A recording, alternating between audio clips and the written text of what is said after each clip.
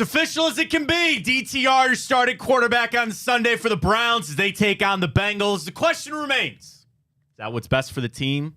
You trying to win this game? Is it this individual one? We all know what's going on here, but to hear Kevin Stefanski kind of talk yesterday about the options for DTR, why they're starting him on Sunday, to give them the best chance to win, I think there has got to be some fall off there with Jameis Winston and understanding about why they made this move. We're going to hear from Kevin Stefanski. There was one thing from DTR yesterday I actually didn't like hearing from the rookie. I second-year guy, rookie quarterback, basically is where we're at. But there's one thing I heard from DTR yesterday that I need him to shift his mindset on something. We'll hear from him coming up as well. Plenty of Ohio State today, so we'll get ready to go for Saturday, man. I am so jacked for this game, and we're going to get it in sight. Spencer Holbrook, Lettermen Row, he's going to join us at 9:30. Get a look at those Tennessee Volunteers. I mean, the one thing you kind of look at, they can run the football. They got a good D-line. They cannot throw the football. So I want to talk to Spencer about where Ohio State really has the advantages for Saturday night. Get his vibe. Get ready to go. Some transfer portal things going on with the Buckeyes as well. So that's 9:30 coming up as well. Back to the NFL. Bill Barnwell. You knew Pat is going to be number one. The worst roster coaching mistakes for every NFL team in the last 15 years. You knew what number one was going to be, but I want to compare it to some of the other ones to see if we are truly off on our own planet with that one. We'll get to that. Speaking of planets, Superman trailer is out. Just want to do 2 hours of breaking it down. Mere moments ago. Literally 5 minutes ago. Trailer comes out. There's a bunch of Cleveland in that, man. There is so much Cleveland. We'll just spend 2 hours doing that. There's somebody on YouTube, Mr. Sunday Movies. All he does is he'll do a half an hour, Pat, on a 2-minute trailer. He'll just break down every little thing that you didn't see. I can't wait. Superman trailer's out. We'll just talk about that for the next 2 hours. But no, we got other things to get to as well. Sprinkling some Cavs are off today. Back in action tomorrow. Some really interesting stuff. I love Danny's Substack today. He gave out awards, fictitious awards to the Cavs at this point of the season. So I want to run through some of those a little bit later. We'll get to Time Up. We got the bracket for your favorite holiday movie. We'll get to Time Up. Morning Update. Another day for the grid. We got it cooking. I feel the pressure. We got it. We have pressure. Pat always shows up right when we got the grid, and it's an important day. Just in the nick of time, so we'll get to all that. Pat's here to rescue us. We got it all for you right here. I don't know about that. Oh, come on, Pat. Have some positivity. Oh, yeah, we got it for you right here on Big Play. Welcome to the show, everybody. I am Matt Fontana. He is Pat McGuire. I've watched the trailer twice. It's awesome. You know, I already got tweets from people like, man, I don't know if that trailer was all that good. I will tell you this. To Andrew on Twitter. He goes, man, it didn't look good. I have learned you don't want amazing trailers because they're trying to hype up what's supposed to be a bad movie. They left a lot. You saw Crypto the dog. You saw villains, Lex Luthor. You saw all this stuff in there. We're good. We're good. We're all right. That's trailer number one down for Superman.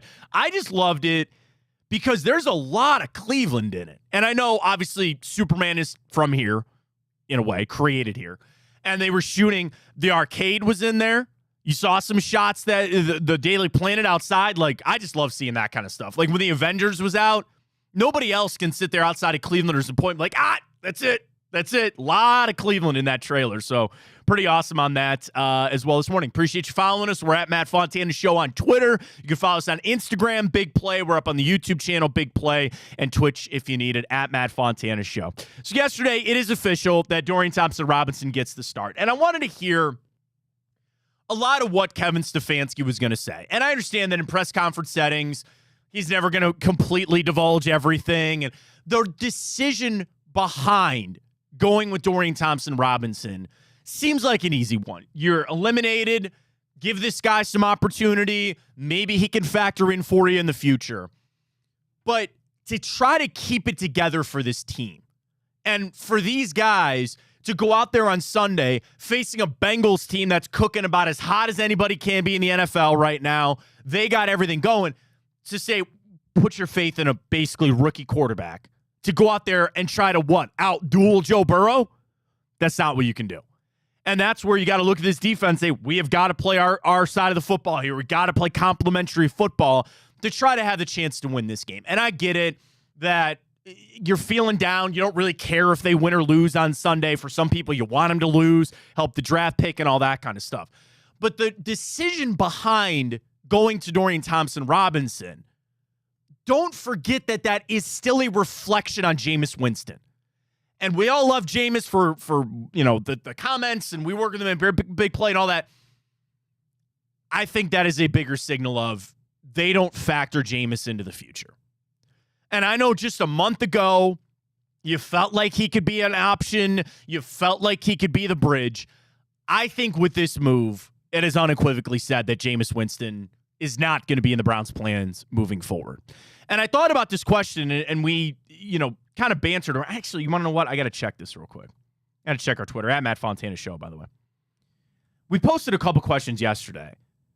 And let's do this one today, Pat, because we didn't ask this one. Do you think Jameis Winston has played his last snap for the Cleveland Browns? Do you think that this is a signal that he is not going to be an option for them moving forward next year? And we've discussed a lot of the other options. We've discussed that none of them are frankly good options.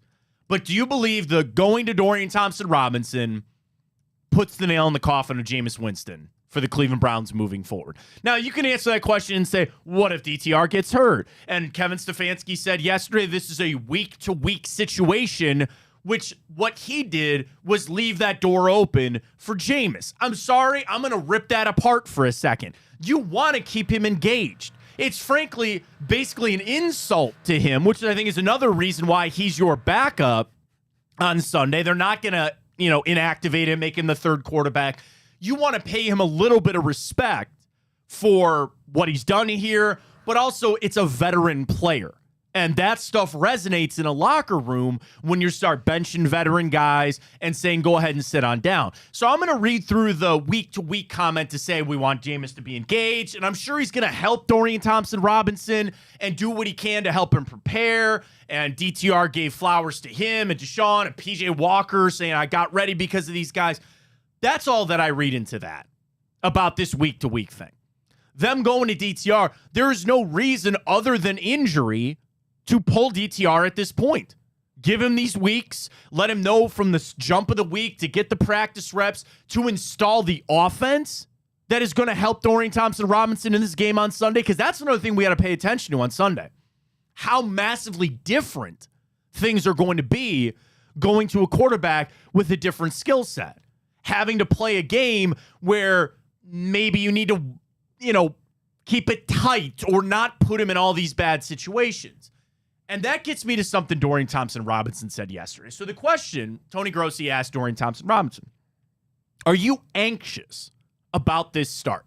And listen, this is like his first true start. You had last year, 2 hours before a game, you're getting the start, Walker, back to DTR, back to all this other kind of stuff. This is his true, real first crack at you're the bona fide starter. You get a week's worth of reps.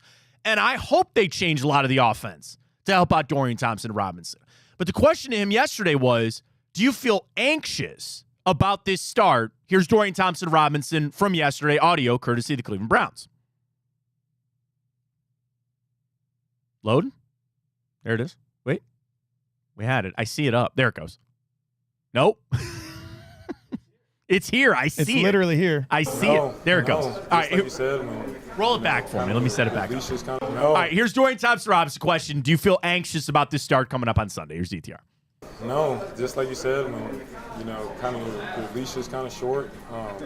Every play matters, and so I know that. It's not like I'm in here walking on eggshells, but playing conservative. But I know that I have to get this team up and down the field, and it starts with the first play, and it ends with the last, and we're trying to end with a kick every drive. So that's the biggest thing is, like I said, getting guys coming out the huddle, showing coach that I can run this offense operationally, and then protecting the ball. Ball security is job security. He heard that from somebody. Ball security is job security. Maybe the reason that Jameis is not starting anymore. It's funny that Dorian started with, I'm not nervous or anxious. And then Pat gave a bunch of things that he's anxious and nervous about. He's like, I got to get him in out of the huddle. I can't have a short leash. I got to do this. I got to be aggressive. And I get it. I'm glad in a way that he's anxious and he's nervous.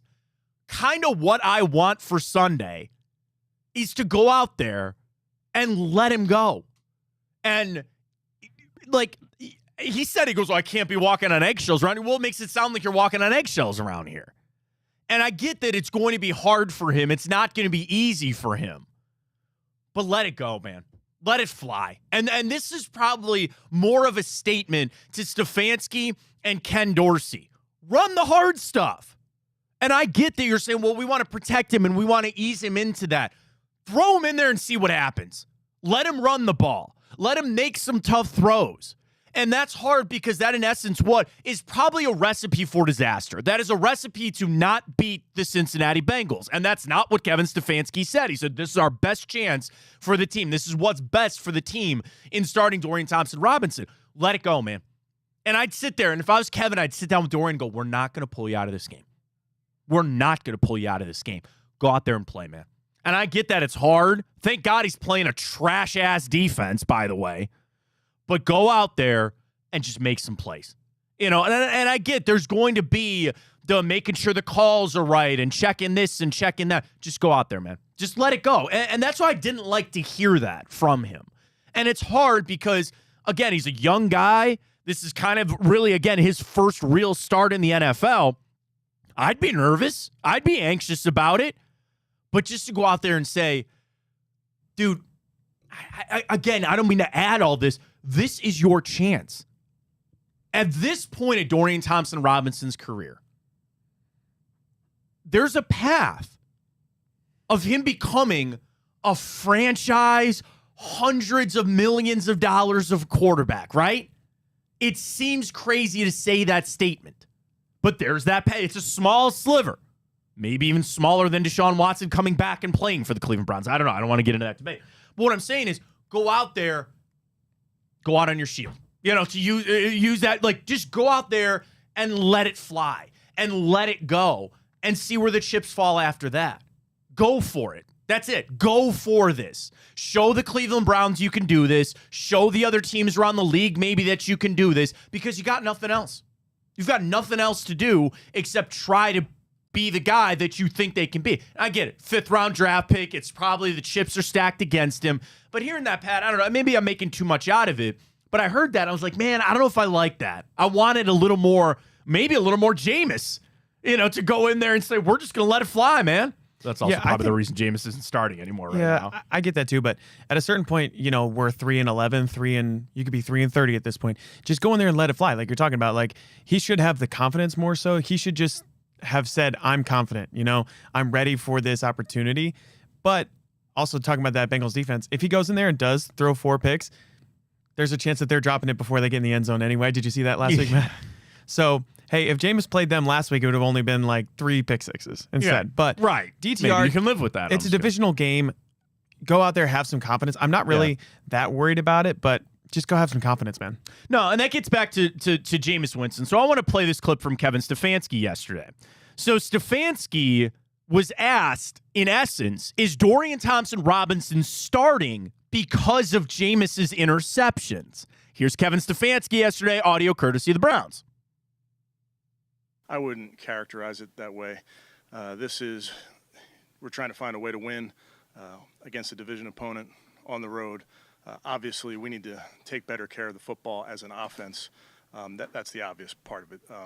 And that's Dorian's job. That's the offense's job. That's everybody who touches the ball's job. It's not about one person. But you don't have fumble problems. Like that is telling you all you need to know. They can't live with the interceptions anymore. And that's, again, the phrase that we have banished from the show, the Jameis Winston experience and all that. He's telling you what you needed to hear there. We can't deal with this anymore. Now, again, you're putting a different type of turnover in there because Jameis Winston is a veteran guy that knows how to read defenses, but he just slings it all around. That creates interceptions. Now what you're putting in there is a rookie that might not know the defenses and will still eventually turn the football over. But for Stefanski to sit there and say, well, you know, this is an offensive problem. No, it's not. No, it's not. You're not fumbling the football. And some of them sure are, you know, passes off the receiver's hands and it pops up into the air, or it's a screen pass that they pick off. what was he? We can't live with these interceptions anymore. We just can't. And that comes back to our Twitter question this morning at Matt Fontana Show. Do you think that Jameis Winston has played his last snap for the Cleveland Browns? Pat, I'm going to cast my vote. I do think he has. And it's more about, I would give Dorian Thompson-Robinson these last couple of games. If you want to give Bailey Zappi a game, sure, fine, whatever. The roll of the eye for Pat McGuire over there. I get it. I understand exactly what you're talking about. But it's more about the future. I think that's just, we can't live with that. You know, you got to live with deficiencies in some area. There's some things that I just know you can't, and that's Kevin Stefanski. They can't turn the football over. I think Jameis, unfortunately, is not going to be here moving forward.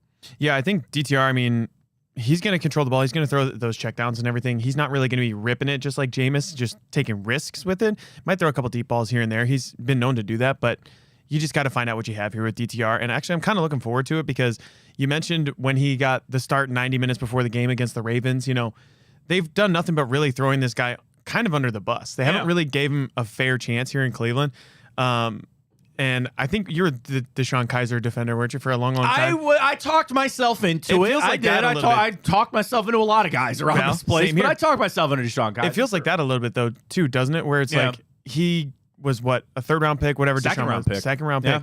But never really never really given the opportunity and didn't really get a fair shake, I thought. So DTR is kind of in the same boat. I hope he gets a shot. I do, and that's where, you know, of all the options that are out there, I almost look at it this way too, and that's why, like, we talk about Kirk Cousins. I sent a joke tweet about Will Levis yesterday because now he's going to be done in Tennessee.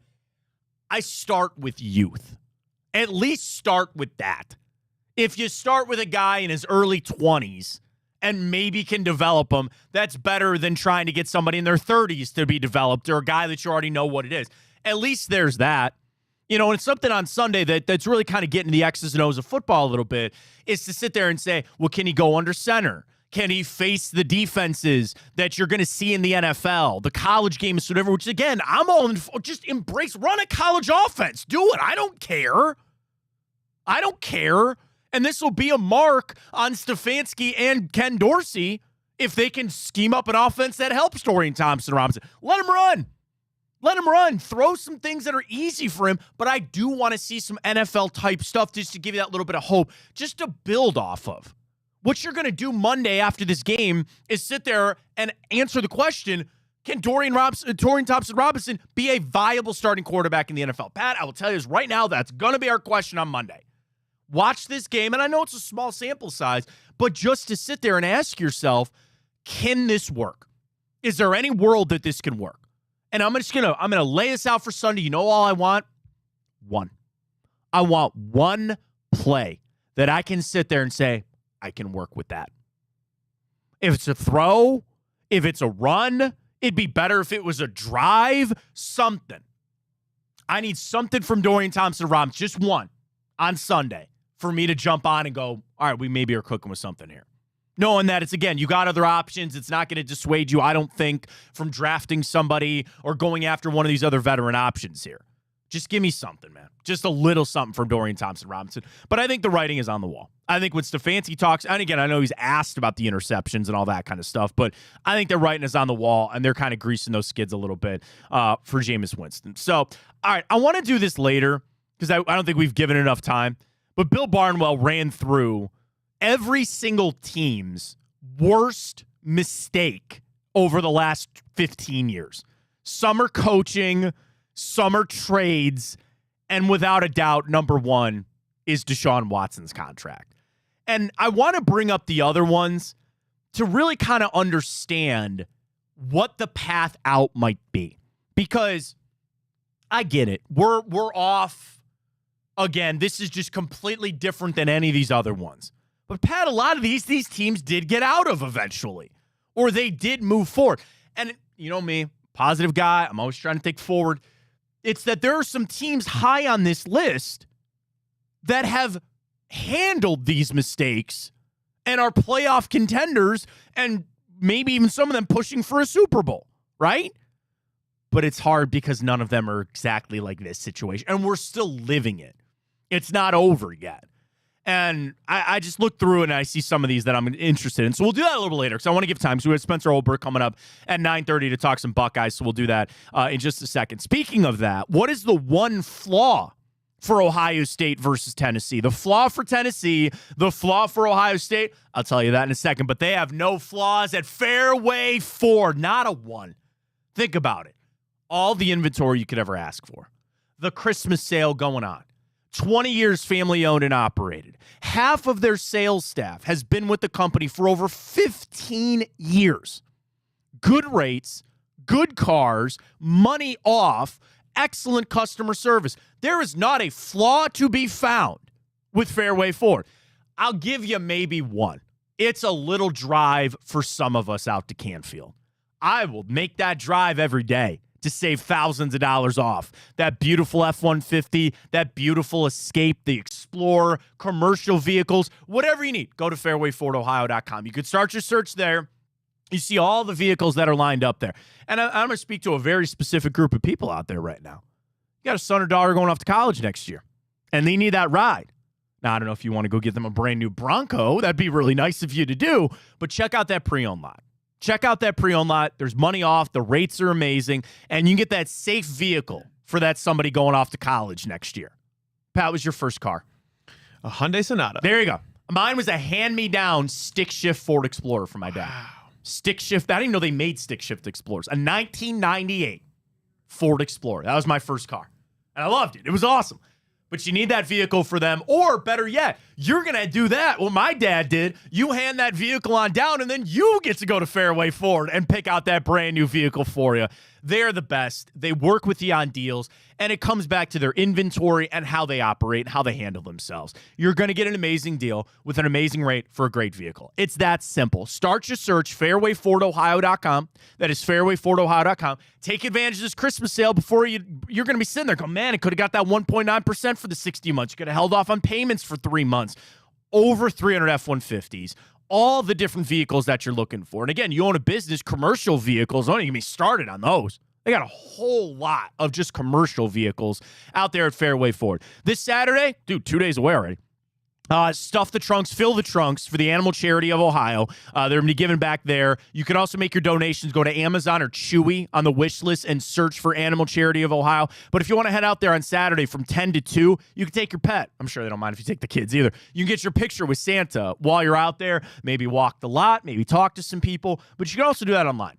You can check out everything online and chat to a real person on their web feature right there and see all the vehicles they got. Fairwayfordohio.com. Please tell them we sent you. They'll then take care of you, and they wish everybody a very happy and safe holiday season from our friends at Fairway Ford, fairwayfordohio.com. All right, so CBS Sports ran through every single team in the college football playoff and listed their one fatal flaw. I don't know why it makes me think of Mortal Kombat. Instant fatality.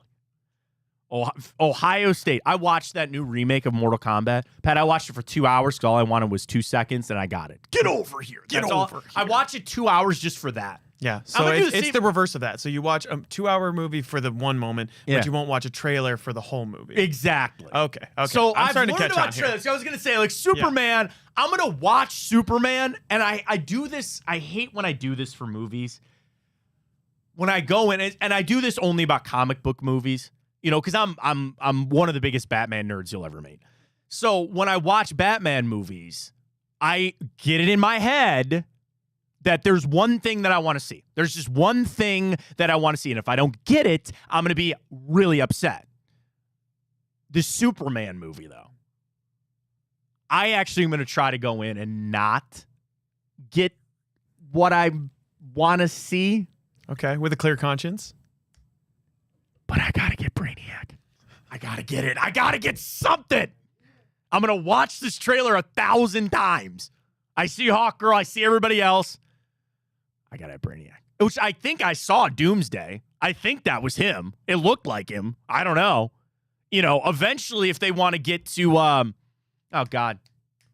Got the big jaw, not Thanos. The DC version of Thanos.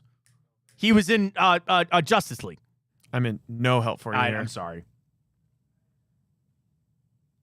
But yeah, Chris McNeil just tweeted Dark Side. There Dark you Side. go. I'm an idiot. Sorry. In that trailer, you can see the in the Arcade, outfield. you see Progressive Field Yeah. and you see the In the arcade. outfield. Yeah. Cleveland's all over. Cleveland's all over. Sorry, Yeah, I started talking fatalities and then we got off. So the At fatal. Reflog 18, you can see that. He's got it off. Yeah. Hang on a second. Let me see if I can pull that up too. But oh, somebody's calling it trash. yeah, well, Superman saving the world at Progressive Field. that's right. Yeah, that's it. That's it. So good, man. I kind of forgot that they had filmed here already. Isn't that crazy? I know, and it's like they were here for quite a while. Yeah. You know, so I'm sure that there's going to be a lot. And in today's movies, they're all CGI and all that kind of stuff. Yeah. But they're paying homage, obviously, to Cleveland and a Yeah, lot you can of see that. it right here. I just pulled it up. Yeah, But you got it right there. Yeah. I mean, look, I mean, mean, that's the Terrace Club. yeah. That's Look at the those new Terrace Club. seats. Look at those new seats. Look at the seats. Beautiful. Obviously, at a CGI. Oh, not some of those. I see the green. I see the green and the blue. It's not bad. That's not bad. No, it I'm looks excited, good, man. I honestly forgot. Yeah, they were here. I forgot. The craziest for me was when Fast and the Furious was here. Because I know you live downtown now. My wife and I were living downtown while they were shooting Fast and the Furious. That scene where they pushed all the cars out of the parking garage. Oh, man. Bro, I'd walk to yeah. work, and there would just be nothing but semi-trailers filled with just smashed cars driving a Muni lot, because that's where they always stage everything. That was really cool. And again, the same thing when Superman was here. Everybody was, around town, trying to take their pictures. They leaked some pictures. I watched it once. I'm not gonna lie, I watched it twice, and I'll watch it again later. But they already have bingo cards out about what you're gonna see and all this kind of stuff. So I'm just gonna try not to. I'm gonna try not to watch this all day and pick out little things. But it's everywhere. The Superman trailer is out. All right, Spencer Holbrook going to join us in a second. Back to Ohio State. The one fatal flaw from CBS Sports for Ohio State: their offensive line. They've been dealing with significant injuries for much of the season, and while some of those long-term injuries occurred a while ago, the effects are still being felt. So that is the one fatal flaw for Ohio State. You flip it over for Tennessee, it's their passing attack. And I'm going to need Spencer on this. I think it's Iamaleava. Iamaleava is their quarter. Iamaleava, that's it. Nico Iamaleava. Is that it? Nico Iamaleava. We'll have Spencer Holbrook on in a second. He's going to correct me on that. But they can't throw the football. Now, they have the SEC Offensive Player of the Year in the running back position. But can you really win a college football playoff game if you can't pass? So those are the two fatal flaws for each of the teams. For Ohio State, it's the offensive line. For Tennessee, it's their passing attack. It's just not all that good. Spencer, ready to roll? One moment. We're getting Spencer hooked up here. So I'm excited for that because, again, I see where the option is going to be for Ohio State. And if their D-line can get home, make things that much tougher. I just see this a lot for Ohio State. I see a lot of areas where Ohio State can take advantage if they play the way that they're supposed to play. And can they just, another big question is, do you think they've set aside this Michigan stuff? And it feels like it was a lifetime ago. It was weeks ago. Have they been able to move past that? Because what you also don't want to do is overcourse correct. You don't want to say, okay, well, all this went bad in the Michigan game. We got to recorrect this and get after Tennessee. All right, let's get after it. Spencer Holbrook joining us. Lettermen Row. Follow him on Twitter, @Spencer Holbrook. Spencer, I want to start with the flaws listed today from CBS Sports. We'll start with Ohio State's. I know they've had the injuries. Man, I'd love McLaughlin to be out there. They've had to move some pieces around. But would you agree that that is the number one flaw for Ohio State right now, is their offensive line situation? Yeah, probably. I mean, it's been a little bit of a problem all year, especially in the last 6 games after Josh Simmons went down, and then obviously McLaughlin. Like, they had some success, especially against Penn State, even without Simmons. Like, I thought they could sustain that injury and overcome it. The McLaughlin one was the one. I mean, you're losing a potential All-American who got his back half of the season robbed at left tackle, and you're missing a consensus All-American now, the Remington Award winner, the best center in the country. No offensive line in America can bounce back from that and be just as good. So, the notion that Ohio State didn't develop the depth properly, I think that's a little silly, because there's not an offensive line in the country that could sustain the level of success that they saw with those injuries. So, but I do think it's the flaw, especially against this Tennessee pass rush. Like, you've got to get the ball out quickly. You've got to have Will Howard be decisive. You've got to give him a good game plan to succeed. Ryan Day, Chip Kelly are tasked with putting him in the best position to win and allowing him to make the plays that they ask him to. And I think that's the biggest thing, is like, they put a lot on Will Howard's plate. I think, to be honest, against Michigan, the way that Michigan played them, he made the right decisions when it came to the RPO game more often than not, in handing the ball off, in doing the things that he did. It's just that Ohio State couldn't block Michigan. So, I don't think that a lot of what happened in the Michigan game was Will Howard's fault. I think Ryan Day and Chip Kelly did a disservice and didn't put him in the best position to win the game. So they've got to put him in better positions against Tennessee, and they've got to put this entire offense in better positions to attack this Tennessee defense. It can be attacked, and that's the biggest thing. Is like this offensive line, whatever shape that it's in and whatever size that it's in, you can attack this Tennessee offense, or this Tennessee defense. It's just a matter of if Ryan Day and Chip Kelly will give them the keys to do that. Yeah, and that's obviously, Spencer, kind of something else we'll talk about later, but now is as good a time as any. What I was talking about, the overcorrection to Michigan, because that was the problem in the Michigan game. You just sit there and you're questioning, like, why are we not throwing? What are we doing here? Is there any worry that there still is carryover from this Michigan game, or do you think Ohio State's been able to just clean cut, we're moving forward, we got to get back to what we need to do? Well, the good news is they gave themselves a week to kind of sulk, to be honest. Like, I think that that's a great thing. They sat around for like the week between the Michigan game and the Big Ten championship game, not knowing who they were going to play. They went on the practice field a couple times, but it was more just like, hey, we got to get out there because we know we're going to be in the playoff. Once they got this Tennessee matchup, they locked in like a laser on Tennessee, and it's been, full steam ahead from there. The other thing I've been reminding everybody is players and coaches are a hell of a lot more resilient than fans are. Like these players and coaches can move on. They know what it means for the Michigan game. They haven't just washed it away, but they also know that like you can't beat Michigan again. You can't play Michigan again. You got to beat Tennessee. And that's a pretty good message to carry for 2 weeks. So a week to worry about what happened in the Michigan game, and then 2 weeks to correct what happened in the Michigan game. I think they treated it more like a bye week than anything. I know it's been a little bit longer layoff than a bye week, but there's always concern that that loss is going to linger. But Ryan Day's done this before where he's rallied the troops and got them ready to play in a big game after a loss to Michigan. Can they do that again? That's the biggest question. Obviously, they haven't forgotten what happened in the horseshoe, 19 days ago now. But you got to move on, because if you don't, you're going to be one and done. And then the big questions have to be asked about the program. So they all know what's at stake. They know what it is going to mean to turn the page. And they know that you can kind of not be forgiven, but if you go beat Tennessee and then you get out to the Rose Bowl and see what happens against Oregon, the more wins you stack together, the more the Michigan game can almost be forgotten, I guess. Spencer Holbrook, Lettermen Row, joining us. You can follow him on Twitter at Spencer Holbrook. Of course, Lettermen Row. Follow him there. Subscribe. All the great stuff talking about Ohio State. So let's flip over to Tennessee. Quarterback Nico Iamaleava. So it starts with an E. It's almost like, well, no, it says I-A. Iamaleava. Did I get it?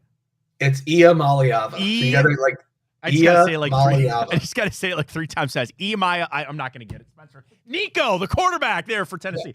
Yeah. That was their fatal flaw. They're outside the top 50 in passing. I do want to ask you about Sampson coming up, because that is the fear if they run that football as well as they do. But I look at JTT, I look at Jack Sawyer. Probably the strength outside of the receivers would be that D-line, and a defense that I was super impressed with this season. Just what do you see specifically on that Tennessee offense and where Ohio State needs to take advantage? Yeah, Nico's got one of the strongest arms in the country. I mean, he can just throw the ball down the field. Now, the problem is he hasn't been particularly accurate down the field. He can get it there. It's just a matter of putting the touch on it. And I think the touch is the next step in his game. You'll probably see more in 2025, but it wouldn't surprise me if he gets it down with these 3 weeks to prepare for this game. That's the worry, is like the plan from Oregon that, throw it over the top on these guys. The problem with that plan is Ohio State didn't rush the passer like at all. They dropped back into coverage against Oregon and let Oregon throw it over the top, not thinking that Dylan Gabriel was going to do it. So I think Ohio State will be more aggressive in attacking of Nico, because he hasn't shown them the ability to do any of those kind of things. The Jim Knowles game plan in the last 6 weeks has looked much different than the first 6 weeks, where he's become more of an attacking, aggressive defensive coordinator, the way he was at Oklahoma State when he was shutting down those high-flying Oklahoma offenses and some of those other offenses in the Big 12. Like, he knows the blueprint to stop like this air raid, if you want to call it that. But at the same time, like, they do punch you in the mouth. They're very physical. That's the thing that stands out about Tennessee, is like, you want to talk about like the 2022 season, Hendon Hooker throwing the ball down the field to Jalen Hyatt, but like, they don't really do that. They'll take their shots when they can, but like, they want to establish the run. They want Nico to beat you with his legs, and they will.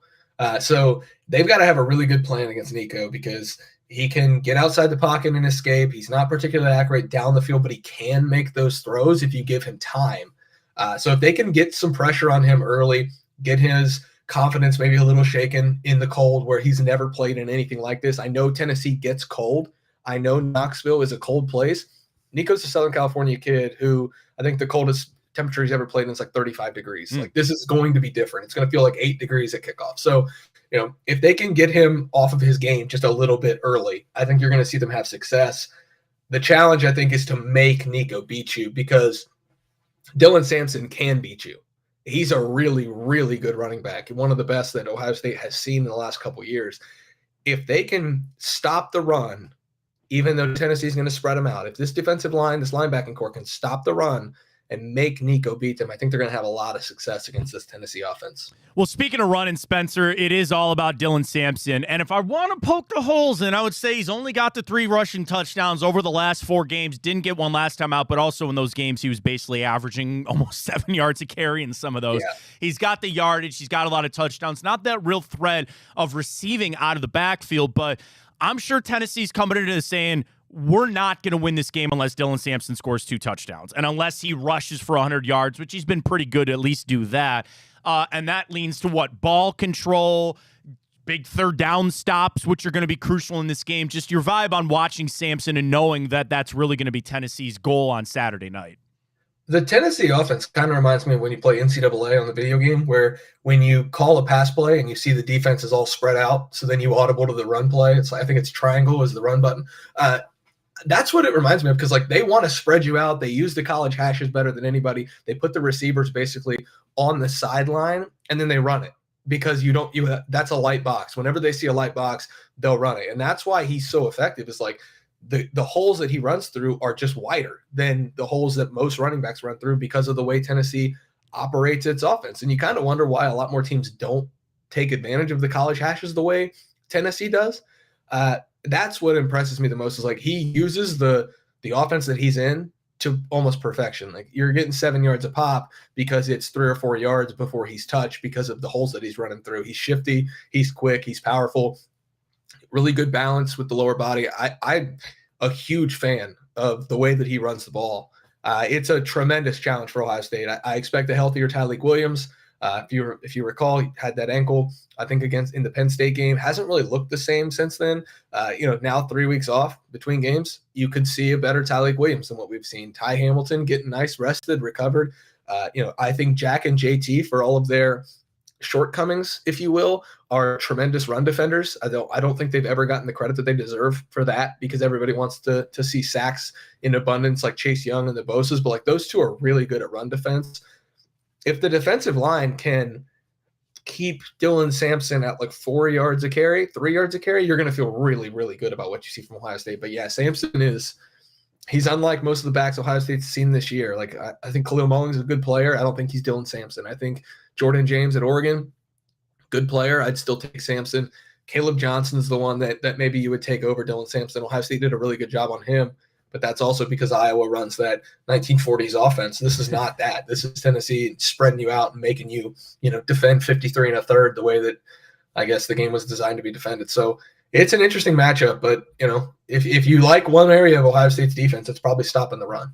Quick on the receivers, Thornton just scares me because he's 6'5", and Burke, and I'm a defender of Davis and Igbenos, and I don't know why I just like him. But it's like they've struggled at times, certainly.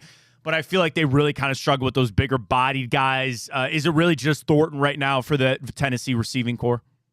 I mean, he's the big one, right? Like Brew McCoy's a good player. Been in college football for a long time, former 5-star player. But I think he's got 400 and some change, receiving this year. He's a decent player. I think he's one that Ohio State's going to have to contend with, on the other side of Thornton. But Thornton, I think he's averaging like 25 yards of reception because he's their deep threat. At 6'5" as a deep threat, like that's dangerous. He's a really good player, and you wonder how much they've worked on Davis and Igbenos with his hands and not being so handsy. You wonder, how Denzel Burke is doing with the way that he's played this year and not up to the standard that he holds for himself. So it's a challenge for sure, but I think it becomes a lot easier if Ohio State can stop the run. Because if Ohio State can stop the run with the front 6, and I don't say front 7 because I think they're just going to have 2 linebackers on the field. if they can stop the run with the front six, you trust Caleb Downs and Lathan Ransom not only in run support in the back end if he does, break loose in the open field. You trust them to get him down and make them snap the ball again, but you also trust them in the back end, with help over the top, and something that they didn't do particularly well against Oregon. I do think that Jim Knowles is going to have a good plan for how to defend the passing game from Tennessee, but it all goes out the window if you can't stop the run, and that's probably the biggest focus here. To the defensive side of things, talking everything Ohio State, Tennessee with Spencer Holbrook for Lettermen Row. To the defensive side of things, Spencer, just gaudy. Like top 10 in points, in yards, and all this stuff. Pierce, obviously, their edge rusher there. I guess if listen, they held, in a way, Georgia to 31, okay? That shocker to loss to Arkansas, held Alabama. I guess, Spencer, I would try to maybe look and say, have they played the top flight type of offenses? Is that really the numbers why it's so inflated there for Tennessee? Just what do you see on that defensive side of things? Again, just if you want to look off the stats, they're top 10 in a lot of categories. Say this is going to be a really tough challenge for the Ohio State offense. Yeah, they're interesting. They've got a superstar at every level of the defense, but the rest of the defense at each of those positions hasn't been great. And I know that the stats look great, but Carson Beck's had a pretty average year, right. I would say below average year, and he had over 300 yards passing on this defense. Jermod McCoy is a corner that is really, really good. You're going to hear his name a lot in NFL draft circles coming up here in a couple months. He's a great player. First team All SEC, got some All-American attention. Him against Jeremiah Smith or against Carnell Tate is going to be really fascinating. Emeka Ibuka, though, is the one that I'm looking at because Tennessee hasn't defended slot receivers particularly well, just because the rest of the secondary beyond McCoy, not a secondary that I think is tops in the SEC, even if the numbers tell you they are. Then you go to the linebackers. It's Arian Carter. He is an absolute stud. Ohio State recruited him really heavily out of high school. He chose the balls. He's really, really good. And I think that's a name to know. He's athletic. He's big. He's strong. He's decent in run support. He's decent, kind of just good at everything, like a well-rounded linebacker. And then obviously James Pierce is the one that gets all the attention. This Tennessee defensive line, though, I think has been a little underwhelming compared to what we thought it was going to be heading into the year. Now, that's obviously famous last words of a fool because they could dominate Ohio State and I could look like an idiot here. But the rest of the defensive line hasn't really lived up to what I thought they could be, which is one of the 2 or 3 best defensive lines in America. I like these ends a lot. Josh Fryer, Donovan Jackson going to have their hands full on the edges. And then it's up to Ohio State whether the guards play well and the center plays well. That's more of an Ohio State conversation than a Tennessee conversation. You're not going to walk out of there thinking that Tennessee's defensive line dominated Ohio State. You're probably going to say Ohio State's offensive line fumbled the bag. So, that's where I see this defense. It's really good. It's not elite, even though the stats kind of say it is. I look at that Georgia game as a blueprint for Ohio State. If Carson Beck can do that against this Tennessee team between the hedges down in Athens, Will Howard should be able to do it against this Tennessee team in the Horseshoe with a home crowd environment. Speaking of that, Spencer, what's going to be the one thing? When we talk about any game where Ohio State's favored, touchdown, I hope they take care of business. I think they're going to take care of business. But what's the one thing you're watching on Saturday is going to be the pivotal point of this game between Tennessee and Ohio State? Yeah, it's how Ohio State sets the tone on offense. This crowd wants to cheer for you. The tickets are not cheap. So the people who are there are not there to boo you like they were 2 drives into the Michigan game. The people are there because they want to be there and support the team. But they also want a reason to cheer because the last time they were in the building, you didn't give them a reason to do anything. If Ohio State's offense comes out and sets the tone, I think the Horseshoe gets lit on fire and you could see a snowball effect because this defense, I know it's Indiana. It wasn't Indiana. I don't think is an elite team. The crowd in that game was as loud as I've ever heard the Horseshoe, and they propelled this defense to stopping Indiana. It was noticeable, the snowball effect that the crowd and the defense and then the offense played off of that. The special teams got involved. Everything snowballed. And if Ohio State's offense comes out and sets the tone, scores on the opening drive and gets a 3-and-out from Tennessee and gets the ball back, I think that crowd is going to be as electric as you'll ever see the Horseshoe with all of the different circumstances. So if Ohio State comes out and sets the tone offensively, I trust this Ohio State defense. I trust Jim Knowles. I know it's Jim Knowles in a big game. People have their doubts. I trust what they're going to do against Tennessee and stopping that offense. But this Ohio State offense, if it can come out and set a tone and use its playmakers early and get the entire basically the entire city, the entire state of Ohio behind them early in this game, I think you could see some really good things for Ohio State. That's like, I know that sounds like trivial. I know it sounds like something that you can't really measure, but man, if this offense gets out to an early start and looks good, I think you're gonna see some things materialize that you haven't seen maybe all year. Well, and I agree with you, Spencer, because if Tennessee's got to run the ball, that's their name of the game. That's tough to come back. You get to double digits early in that game, you get a lead, you're going to force Tennessee to get off schedule. They're going to maybe try to throw it more, and that all plays into Ohio State hands. And I agree with you 100%. I think even for the players and the coaches to prove to themselves, we got to get out of this game. Like, we're not the same as we were a couple of weeks ago. Just set all that aside and get after it. I completely agree with you, and that's where the first couple drives, just to kind of shake the rust off. I know they haven't played in a couple of weeks now. Same thing with Tennessee, but still, you're at home, take advantage of that. And I don't want to sit here, Spencer, and say, there's no world Tennessee's in this game. Like, I completely respect who they are and what they can do, but I'm also a bougie Ohio State fan that sits there and says this better be a double-digit win. Yeah, I mean, it's interesting. Like, Tennessee had a 10-0 lead between the hedges down in Athens against Georgia. Excuse me. They had a 10-0 lead. And that Georgia crowd, like, if you watch back that game, like, they willed Georgia to come back in that game. And Carson Beck was incredible in that game. It's probably the best game he played all year. The Georgia offense kind of came to life somehow in that game, even though it hasn't really shown that gear at any point this year except for against Tennessee. If Ohio State gets down 10-0, I kind of worry about what the atmosphere is going to be like and the tension is going to be like in that building. Whereas if it's 7-0 and Tennessee's facing 3rd and 7 from their own 34-yard line, like, that place is going to be on fire. Mm-hmm. And that's where I think Tennessee could run into some trouble. And that's where I think Ohio State can take advantage. Like, they gave you a home game and Tennessee thought that you didn't deserve one. Use the home game and get your playmakers involved early.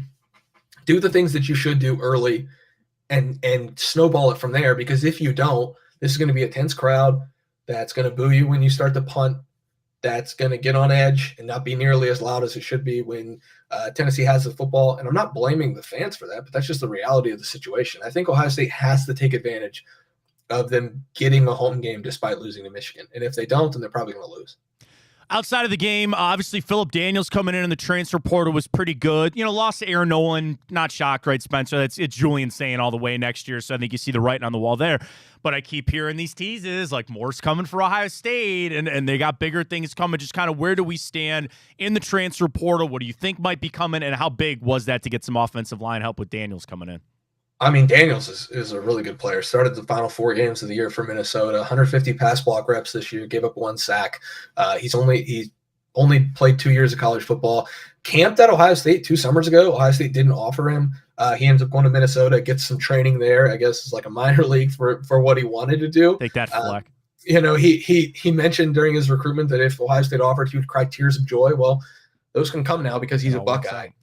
Ohio State saw a guy in the transfer portal, hosted him the very next day, and the cousin of Paris Johnson, close with the Johnson family. So, that's a big deal for Ohio State to land Phillip Daniels. Then flip it over, moving forward, Ohio State hosted Central Connecticut State offensive lineman Retrell Perry. They really like him as a potential swing guy, either tackle or guard on this offensive line for the future. Then they also hosted last weekend Ethan Anianwa, the offensive tackle for Rice. I can't do that one. Just like Nico, I'm Spencer, thank God for you. I can't do that one either. Sorry. Yeah, it's like onion, but then you put an A in it, so it's Anianwa. So that's how I remembered it. But those are 2 really good players. And Ohio State basically has its right tackle for next year in Phillip Daniels, unless something poor happens for that. I expect him to start at right tackle for Ohio State. Anianwa would be your left tackle, and then Perry could be like a swing guy. So there's a lot of coals in the fire, I guess you could say. They're also hosting defensive lineman Logan George from Idaho State. I know Central Connecticut State, Idaho State doesn't exactly ring like, oh my gosh, this guy's going to crush it at Ohio State. But the starting left tackle for the number 1 team, undefeated number 1 team in America right now, played at Rhode Island 2 years ago, and now he's starting left tackle for Oregon. So like the lower level guys are just under recruited, then they find their way up. And so I wouldn't be surprised if Ohio State lands some of those guys from the lower level that they think can play at the Ohio State level. They're kicking the tires on quite a bit in the transfer portal right now. Running back is another one, Quentin Joyner from USC, came to Ohio State last week. Ohio State hosted him over the weekend. He's at Texas Tech this weekend. That's one that I think could go Ohio State's direction. I'm not quite ready to like make a prediction on that yet, but I think it should go Ohio State's direction. And then, there's some other things. Ohio State's looking at punters. They're looking at kickers. They're looking at, anybody who could be an upgrade along the offensive line that I haven't named. And then, I think they could probably use a little bit of safety help as depth for next year, not like a starting caliber, but like a depth piece. And then maybe a veteran glorified position coach quarterback to help out this young room, because next year it looks like it's going to be, as of right now, it's just Lincoln Keenholz, who's played in one career game of note, that Missouri Cotton Bowl, and I kind of throw that game out anyway. Mm-hmm. Then you've got Tavian St. Clair, the true freshman, and then a second-year player in Julian Sands. So, there's not a lot of depth there. I think Ohio State would be wise to bring in like a veteran, almost like 2 years ago when they brought in Tristan Gebbia from Oregon State, who was basically just a graduate assistant who had a uniform, but he really helped the room along and showed them, how to prepare as a college quarterback. I could see Ohio State going that route at quarterback too. There's, like I said, a lot of coals in the fire for this transfer portal cycle, and the Buckeyes are going to keep, scouting guys, making sure they're doing their homework and bringing guys in that they think can help the program forward in 2025. Because, if they make a run to the national championship, that season ends on January 20th and spring ball starts like March 1st. So, this calendar anymore is just, it never stops. So you've got to be looking ahead. You're preparing for Tennessee right now, but you're also looking at what you can do to, try to win a national championship in 2025, not just 2024. I did want to ask that, Spencer, one of the final things here for you, that they got to change this transfer portal thing, right? I know that there's guys, and trust me, I wish Devin Brown best and all these other guys that are trying to jettison because they feel like they're falling behind. I know everybody's about Penn State with Brill believing they want to go because all these other guys that are not in the playoff, they can leave and take a spot here, take a spot there. We talked about it this week, Spencer. I'd love to get your take. What does college football got to do to change this transfer portal? Yeah, I have no idea. Yeah. The problem is that they're still clinging to the education model. So players have to be enrolled in classes for the spring semester in order to be able to go through spring ball and get a head start on their career at the next school, which I understand, I guess. But if we're still calling these guys student athletes, I think we're kind of kidding ourselves a little bit. So that's one thing that you can do is kind of, whenever they branch off, this won't be an issue. The other thing they can do is just, I don't even like it, but contracts. Yeah. If there's player contracts, you can't leave until a certain amount of time, then you can, I guess, collectively bargain, but that's going to be really difficult because guys are only here for 3 or 4 years, maximum 5 or 6. And the thing that's different about the NFLPA and a potential college players association is the representation would change over so much more often than in the NFL. So I don't even know if that's a possibility just because of the turnover that's in college athletics. And you only have a certain amount of time to play. So you only have a certain amount of time to bargain. And then you're bargaining on behalf of players who aren't even there yet, who might want other things. So it's a mess. It's self-inflicted. It's NCAA negligence on, staying relevant for 150 years. And now they're kind of paying the price a little too late. So we'll see. I don't really know what the solution is. I know that I don't make enough money to figure out the solution. So not our problem. At this point, it's I'm going to cover the sport no matter what they make the rules. But having the transfer portal a week after the signing class and a week before the college football playoff starts is really stupid. Yep. And shame on the people who put this calendar into effect, because it's obviously, I will tell you, there's more people right now on my website who care about the transfer portal than the college football playoff, and I think that's pretty sad. I think it's broken, and that's right. I do think I'm not trying to give a pass to the NCAA, Spencer. I felt like they sprinted before they could even crawl, and all this happened. I'm not going to blame them necessarily for that, but you need a course correction now. You have rocketed this with the NIL, with the transfer portal, with the lack of conferences or conferences going away, college football play. Fine. It's all happened. Can't go back. But there better be some changes, and they better try to get this back. Final thing I want to bring up. Pat told me about this. I didn't even notice the hat behind you there. That is from Seth McLaughlin, the Run the Damn Ball hat. It's part of the NIL. I think Pat's going to be able to pull it up for everybody. I didn't even know if Pat's laser eyes over there. Didn't even see it by there. Yeah. Oh, Bobby. Yeah, mention that one on the Bobby Carpenter show, guys. It's awesome stuff. Yeah, it's, a little behind the curtain inside baseball. I knew it was going to the Mid-Ohio Food Bank, so I wanted to, it's not that I, give a lot of money to Ohio State players. I covered the team, so I don't do that. Yeah. But I knew that 100% of the proceeds went to the food bank. It's a cool hat. That's great. I'm going to have it forever. But I also got it in the mail and put it on immediately. Went to the grocery store with my wife. I got a phone call while I was at the grocery store. Hey, something happened in practice. You better get home and get to your laptop. I had to go write the story all in one day. I got my hat from Seth McLaughlin. He gets injured. No. Just super sad. Yeah. As good of a player as he is, Remington Trophy winner, best center in America, sure thing NFL draft pick after being chastised as the worst center ever last year after the Rose Bowl at Alabama. As good of a player as he is, I think that the things that he's done for the Mid-Ohio Food Bank have been just awesome. It's a shame that he's not selling the hats anymore because of his rehab and everything, because he was making a lot of money for the Mid-Ohio Food Bank. It was a cool thing I'm always going to support things like that. Yeah. And I got a really cool hat out of it too. No, that's why I wanted to bring it up, because that kind of stuff is what matters, especially around the holiday season. So wanted to bring the promote it a little bit. Got to promote Spencer. Lettermen Row. Check him out. Spencer, we're going to talk to you getting ready for an Oregon game. I just know that. I feel it. I think it's going to happen. So Spencer, far from the last time we'll have you on. Always appreciate your time, man, and enjoy the game Saturday night, all right? Yeah, I'll have to do something for Pasadena for you guys. I'm going to get out to LA for the Rose Bowl. They can beat Tennessee. It's going to be exciting. I'll talk to you guys later. Oh, enjoy the warmth.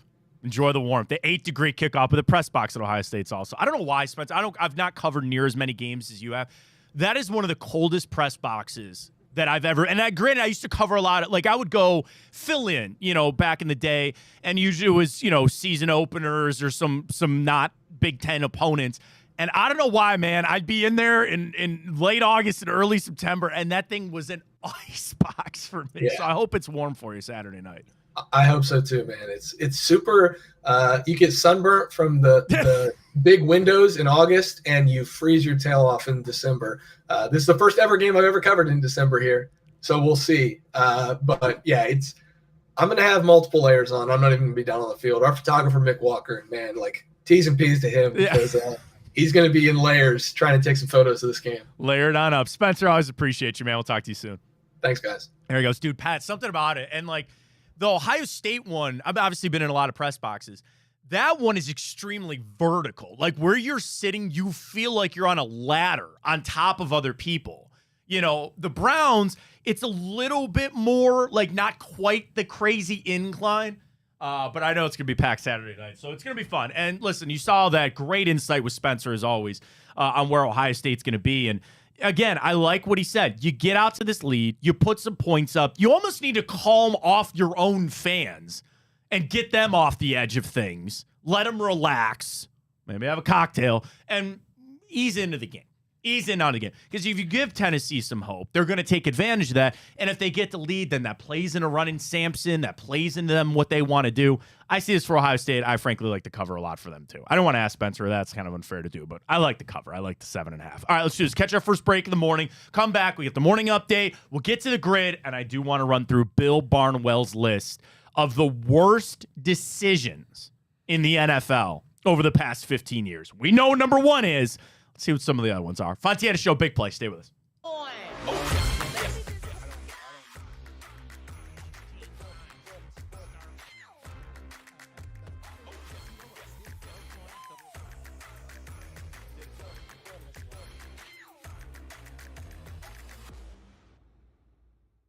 The Big Play Sports Network. Download the free app today to watch all of your favorite hosts on demand.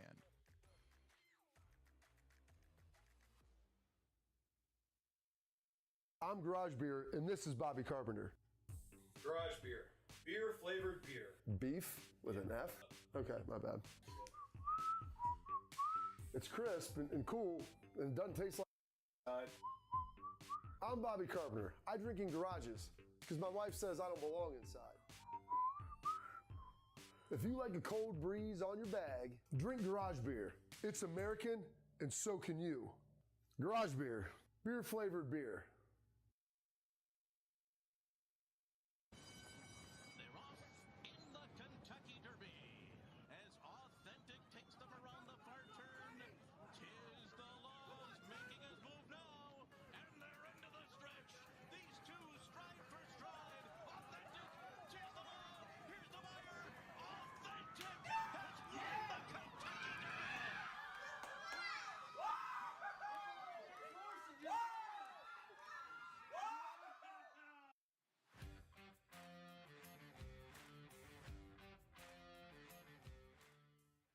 What an embarrassment.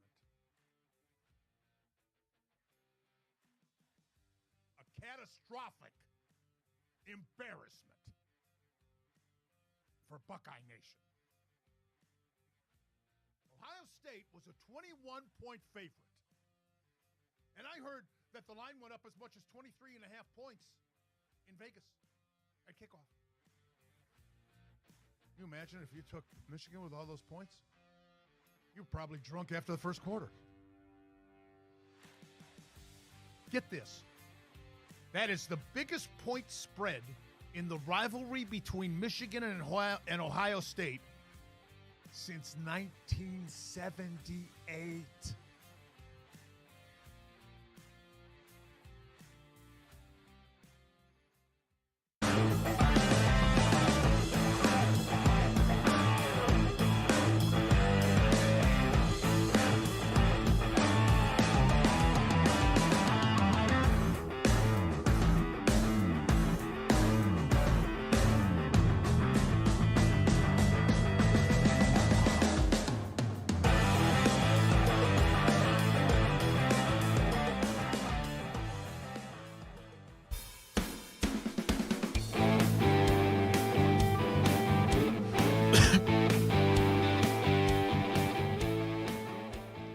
All right, welcome back, Fontana Show, right here on Big Play. Be following on Twitter X at Matt Fontana Show. We're also up on YouTube, Big Play. We're also on the Instagram side and Twitch. Pat's got the stories, morning update. Get some NFL in. Got to get to the grid. Pat, take it away. Man, there's a lot of stuff going on, Matt. Plenty going on. Yeah. It's been a busy week, and obviously there's a whole bunch of games going on Thursday, Friday, Saturday, Sunday. You love to see it, and through Monday, too. But the number one story that I saw, the Golden State Warriors. Have you seen this on ESPN? No. Their valuation just came in. Yeah. What do you think the number was? I saw it. You saw it? Yeah, I did. What was it? $9.8 $9 billion with a B? Billion dollars. So we were talking about this when the Browns coming back in 99. So in 95, Art Modell bought the team. So they're talking about when they were moving it. He bought the team for what? $60 million, I think it was. I mean, there's all these stories like Jerry Jones paid like $80 million. Yeah. You know, The Juan Soto deal. What? Yeah, right. The Juan Soto deal was more than the purchase price of the Boston Red Sox. Right. Like, and that's it's unbelievable. You know, all these evaluations are hard because it's not like tangible cash, right? It's not like it's you own the property, you own the arena, you own the team, you own all of this. Like, right. They're only and you going own the through stuff the roof around it too now. Like you look at the Cubs, Wrigleyville. They own damn near everything. All of it. There. And then the only thing that when you bring that up, the first thing in my mind goes to is this. If the NBA ratings keep tanking, though, and I know the deals just got signed, NBA media rights, but like that also factors in where all these teams are getting a cut of these massive media deals. But I just wonder how different that might be as if the NBA ratings keep going down. But yeah, I mean, that's the other thing because people always yell about the Dolans. They go, they're billionaires. And I go, no, they're really kind of not because they own the team. It's like if you own a $50,000 car and it's sitting in your driveway, you do not have $50,000. You want to sell that car, sure, but you don't have that cash. Like, that's the battle right now with some of these teams. But yeah, I mean, you know, where the contracts are going in all sports right now, and I know basketball is different with the super maxes and the luxury tax, and they seem to kind of have a handle on it. You know, baseball is absolutely. What did I see? It was. What? That Juan Soto is more than Patrick Mahomes and LeBron James or something like that. Like the biggest NBA and the biggest NFL contract, Mahomes and somebody else, they're $1 million less than Juan Soto combined. You know, and how broken that system is. But yeah, the Knicks are 8.3, the Lakers are at 8, and Golden State is the second most valuable franchise in the United States, only trailing the Cowboys, which are worth $10 billion. A world that I can't even try to understand, which is crazy. The average NBA team, the average in the NBA, $4.5 billion. That's a 15% rise over just last year and near twice from what it was 4 years ago. So it's a good business to be in right now. Yeah, I guess ticket sales, jerseys, all that, it's going through the roof, man. It's crazy. The jerseys, too. So you talk about the NBA, their valuations. The WNBA is on its way up as well, namely because of Caitlin Clark. Yeah. So the next story is that Caitlin Clark just got it just got announced that February 2nd, her jersey is going to be retired in Carver Hawkeye Arena. Correct. At the at Iowa, University of Iowa. I think they do it. University of Iowa or Iowa? Yeah, Iowa, University of Iowa. Yeah, one of them. But so my question for you is that the quickest you've ever seen a college athlete, barring tragedy? Yeah. Pretty quick. That's pretty much the quickest I've ever seen a.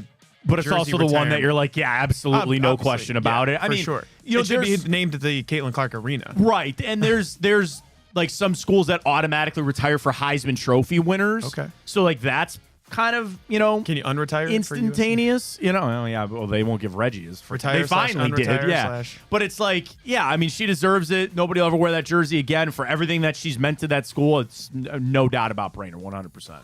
Yeah, and I saw somebody say too that they need to retire some other numbers just because to have just Caitlin Clark up there and then some other people who are retired too as well is not great. You gotta start retire comparing, some more. and it's like same thing. You look at some teams even in town, and you're like, well, why is that guy got his number retired, or why is that? Like, there's a lot that goes into it. I do think it's the above and beyond. Like, okay, let's call it for what it is. When Zydrunas Ilgauskas got his jersey retired by the Cavs, you're like, that was a spite and shot at LeBron. Now, again, Z is top 10 in a lot of different areas and rankings and stats for the Cavs. That was like a feel good for that era. Joe Thomas is a first ballot Hall of Famer. He deserves to have his jersey retired. Myles Garrett will probably have his jersey retired by the Browns. Now, the NFL gets wary of that, because you need all these jersey numbers and you have all these guys that you hear. Was it Malik Neighbors, right? Goes to some Giants legends family and goes, can I wear this number? And they're like, sure, we don't really care. Like, whatever. But yeah, I mean, there's some that there's no question about it. We get into the debate with the Cavs because they were so good. And I'm never going to die. I'm always going to die on this hill. I think it's LeBron and nobody else, personally. I agree. Like, Kevin Love, fine, love you. Kyrie Irving, sure, fine. Tristan Thompson's probably the big one. You guys get that big jersey that says NBA champions. Bron gets the statue and the jersey retirement. I held that in high regard. I hold jersey retirements. It should be a high regard thing. And I just don't think any of those other guys should get them. I agree. You know who's not getting their jersey retired, though, is Nolan Arenado. Did you see this? I saw he blocked the trade yeah. to the Astros, which is kind of interesting because, they had Alex Bregman over there. But Arenado, wants to stay in St. Louis? I don't think he does. Because maybe St. Louis has been awful. There's been a lot of moves this offseason. I'm surprised this wasn't one of them. Well, does he just not want to go play for the stink of Houston? I guess. I thought about that. Like, if they said, hey, we're going to trade you to Houston, and you're like, I don't want to go play for those guys. I'd tell you this, I would never want to go play for Houston. No, me either. I know those players are gone, and time, I guess, heals all wounds. I'm never going to forget that. I'm never going to let that go. So, like, I don't know if I'd want to go play there. Plus, if you also, they're shedding pieces or they're not the same team anymore. No trade clauses are a crazy thing. Strange. And it's a negotiation tactic, obviously, to get the guy to sign and get some money. So it's crazy that they hand it out. And I'll talk about any sport. Kirk Cousins has a no trade clause and all these other things. You hand it out, but then all of a sudden you still go back and like, well, are you really sure? Like, can we still get this done? I mean, it's crazy. But, yeah, I mean, where's Houston going to – I don't even look at projections on what they're going to be. Interesting to me because, with the bat, he's been fine, I guess. But Bregman's been good, too. He's a platinum defender, platinum glove winner, in the past, but he wouldn't have to defend that much turf in Houston. They got one of the tiniest outfields in left field. Right. Short foul territory over there. There's not a lot of area Who to did defend. I see? One of the guys that's going to Houston, they did a projection on what his home runs would have been at Minute Maid Park versus somebody else. And they go, he'd have been a 36 home run guy. I don't remember where he was playing or even who it was. It's kind of like Aaron Judge. The balls that the same thing. It's nice playing there in New York with the short porch out there for sure. But that has a lot to do with it on where guys want to sign or not. But maybe it's just the stink he doesn't want to go to Houston, or maybe again he just loves St. Louis and he doesn't want to leave. I guess good for him. We should all be so lucky to have a no trade clause. We should be so lucky. I don't have one. Yeah, I got to write that into my next one. Yeah, write that in next. I didn't get that on this last. No producer trade clause. No trade clause. I do not have one. So I think Ryan's got it in one. That's why I'm here today. But, exactly. But actually, so some other people in college basketball today, we talked about Caitlin Clark, but Doug Gottlieb. Oh my God! Did you see this? A-hole. What a jackass! He's the worst. Then he doesn't do his radio show, which they said, well, of course he wouldn't do his radio show because he has a game at the same time. What a jackass! I'm so glad that they lost, and I get that college sports in general are very sensationalized right now. You got Bill Belichick and you got Deion Sanders. Like, why did they think lowly Green Bay in the Horizon League? thinking that, and I don't know how good his team is, and I know the barb that Schefter threw at him and all that. What makes you think Doug Gottlieb's going to be good at that job?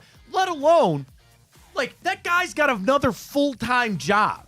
Being a coach. And one that he cares about more, by the way. Obviously, clearly cares more about the radio. And I can probably guarantee he's going to make more money doing the radio thing. Pretty much. Like, this has just got to be fodder. This has just got to be stuff for him to be able to talk about on his radio show. But it's like, being a coach, bro, I played Division III football. It is the lowest. It is borderline high school, all right? That was meetings and conditioning and recruiting and, like, all that.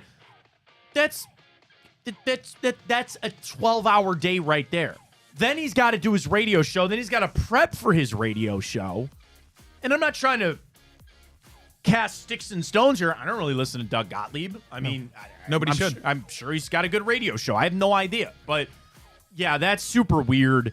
And even for him, like, deep down, he knows he's scamming somebody. On any given day, Doug Gottlieb's got to wake up and say, who am I scamming today? Because I'm either not going to give my full effort for the radio show or I'm not giving my full effort to my basketball team. And then there's that Did you drama. see the result from yesterday? Oh, yeah. Oh, yeah. Right. Like, there you go. So was he all prepared to go lose to that team sure. or, beat whatever nobody you that he said? Nobody you. And then you lose 72-70 to Michigan Tech. Good for Division them. II, by the way. Division II. From my former employer, they play at Ashland University. They're the real deal, man. Like, right. They love their basketball up there. Good. Don't talk shit about them like that and then go in and lose. Well, and then the other thing, the drama of serious? Like Doug Gottlieb benched his best player not too long ago. Like there's this, it's a weird, huge ego, man. It's weird. I don't get it. And whatever, each their own. I'm sure he's eating a lot of crow, and when he gets back on his radio show, he better be screening those calls pretty good, man, because they're just going to be coming for you. That's the one we got to leave it with. Because, I mean, we've had so many egos lately in the sports world. I feel like we talked about this before the show. Aaron Rodgers hitting the ayahuasca, getting his little Netflix documentary or whatever. All of these people think that they can just say whatever they want nowadays. Right. And it's like, you have to kind of back it up. You can't go 3-10 with the Jets. You can't, throw 4 picks in a game, whatever it is. Can't lose 72-70 to Michigan Tech. Like, at a certain point, we're going to stop listening to you, Aaron Rodgers. We're going to stop listening to you, Doug Gottlieb. Like, we don't care. You got to read the room. Right. You got to understand that if you don't have any legs to stand on right now, then it ain't going to happen, man. It ain't going to happen. I'm sure he's going to say, I'll laugh all the way to the bank or whatever it might be. But, that's a weird situation there with Doug Gottlieb. All right, back over to ESPN, and let's head on over to Bill Barnwell's list. So this is a sobering list when you really think about it, but it's not a shocking list.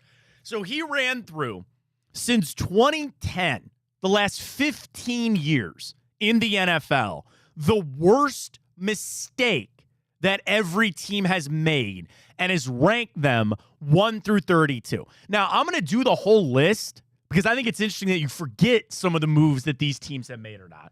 But obviously, number 1 is Deshaun Watson. And the signing, 230, the draft picks, the 20 cases of alleged sexual assault, and all that. There's no question on this. And then the injuries, then the Achilles, and he doesn't play all that well. That's why we're in this boat. So it's number 1. And frankly, Pat, there is no debate or question about why that should be number 1. It is. Not even close. Not even close. Now, number 2 awful. Is Denver trading for Russell Wilson. But again, got out of that. Look at him now. Do you hope maybe the same for the Cleveland Browns? Number 3 for the Jets, trading for Aaron Rodgers. Number 4, the 49ers trading 3 first-round picks for Trey Lance. That has come back up to kind of the forefront because now the 49ers are bad. They got so hurt this year. Trent Williams ain't going to play again this season. Like, now it kind of comes to the forefront. Like maybe some of those younger guys out there and be done. Number 5. The Panthers trading away DJ Moore and using it to go draft Bryce Young. That's at number 5. Wow. I guess if Bryce Young turns out to be something, then it wouldn't be so high on this list.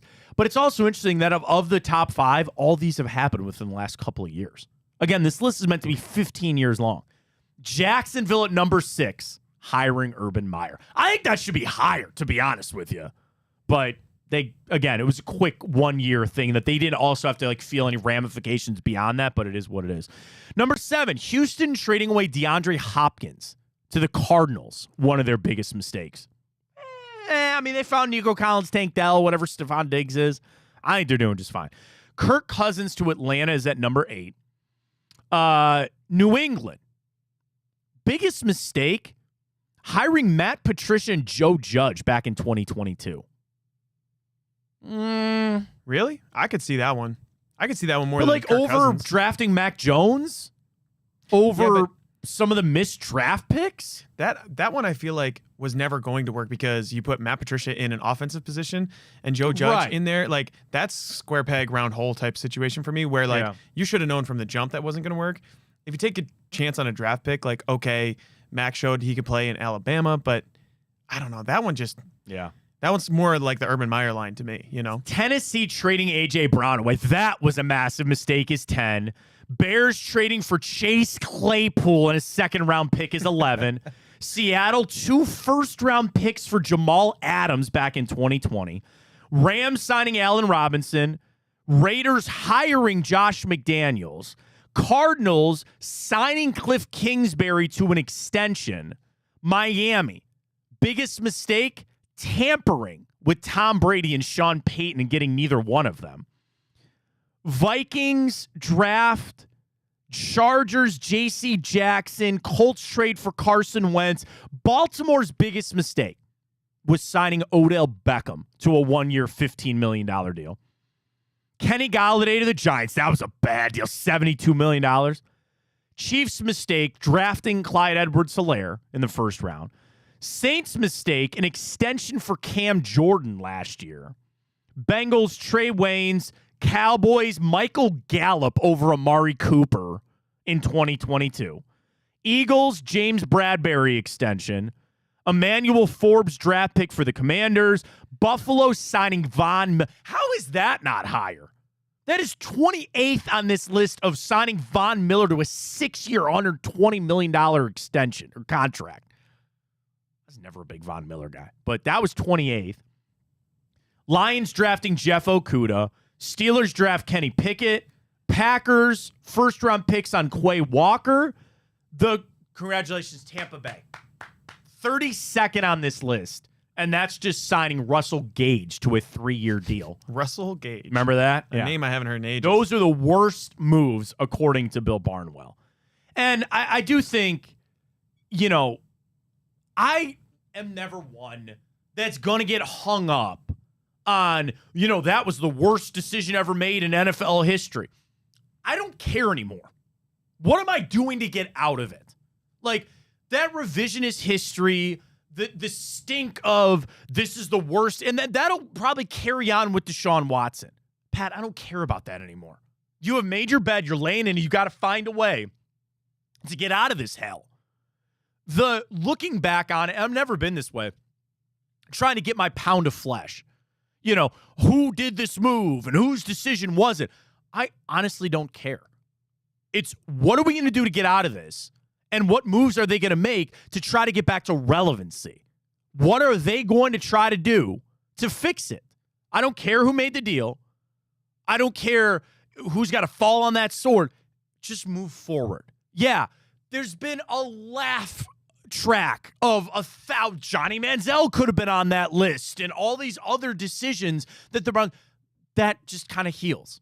They want to take jabs and say, like, man, the Browns are just such a dysfunctional franchise and they can't get out of their own way and look at all these laundry lists of mistakes. Sure, I got no time for it. I have no time for it. And I also don't want that to be a situation where they then become gun shy or they don't pull the triggers on moves that could get you out of this, that could find a way to dig you out of this hole. The only way to do that is to bring in other quarterbacks to find our way to draft the guy. You can't sit there and be afraid. Yeah, they made this epic mistake, and they're still paying for it, and we're going to keep paying for it for the foreseeable future. I just need something to start moving this conversation forward. So, yeah, it's going to go down, and it probably will forever, Pat, be the worst move in NFL history. It's got to be, for the money and the draft picks. That's a game I don't care about. I don't care about some other team passing us on this list. What I care about is getting us back to relevancy. What I care is getting this team back to competing and potentially trying to win championships. That's it. That's it for me. So all that other stuff is just fodder. It doesn't matter. But you're still feeling it. That's the other problem in this. A lot of these other moves are done. They're over it. Okay, some of these are relatively drops in the bucket, right? All right, they missed on a draft pick. Well, they moved on from that guy, and they're on to greener pastures. I just want to get there. I just want to get through this. And I know we're not for another 2 years. But, man, once those 2 years are over, we're all going to feel a lot better. We really will. I'll tell you what, though. So my question for you is, so we feel a lot better about the whole thing that went down with Watson because we made the playoffs in 2023. So if the Browns go 6-11 that year, and they have pick number 10. You know, 7 and whatever 10. So if they don't make the playoffs that year, how much worse are you feeling about it? Like probably a lot. Would it felt like this even like more so compounded? Do you think or no? Well, I think here's the problem. Yeah, playoff spurts every 5 years are great. I want to build a consistent winner. For sure. That's been my biggest issue. And I don't want to revisit the Baker Mayfield stuff For sure. what, but you felt like you were building to be consistently good. Where the anomaly was not making the playoffs. But without 2023, they would have sold off pieces. They would have, you know, everything else. Yeah, I think they would have torn it down to the studs. Maybe, and maybe that's what still needs to happen. You know, we have this debate often about what should the Browns do and what's the path out of this. It's not going to be, no matter what, it's not going to be easy. And for having what is, again, the worst trade and the worst move in NFL history, you don't just get to walk away from that. You don't just get to wake up one day and sit there and say, well, new day, we'll turn the pillow over and we're just going to move on forward. You have to pay for it. And I'm paying for it. You're paying for it. Jimmy Haslam's paying for it. What are you going to do to get out of it? And hopefully learn from their mistakes. And I would imagine they're not going to be handing out any of these contracts anytime soon. But you also got to understand, to get out of this, you're going to have to make some sort of move like this. The Deshaun Watson move, when they did it, was seen as groundbreaking and monumental because you needed it to be groundbreaking and monumental. You're going to have to do that again. I don't know what it looks like. I don't know whether it's drafting a guy higher than they should, whether it is selling off pieces. But to get out of this, you're going to have to do the same thing you did to get in this mess, and you hope it works out. How different would it be for any of these teams if they drafted a different guy or paid a different guy? Everybody's got mistakes. The thing is to be able to get through them and come out the other side. And we're not there yet. And we're not going to be there for a couple more years. So that's the pain of being in it right now. But to run through Bill Barnwell's article, I'm not ripping Bill. I thought it was an interesting article. So what? This probably will be the worst move in NFL history. And I don't see anything in my lifetime to change that. So what? So what? Just eventually we will move on from this. You know, eventually Deshaun Watson's just going to retire. He's not going to play football anymore. But for now, we're stuck in it, and it's pretty tough. All right, I hope today is not tough and we're not stuck in it. Let's go. Big day on Thursday. Grit!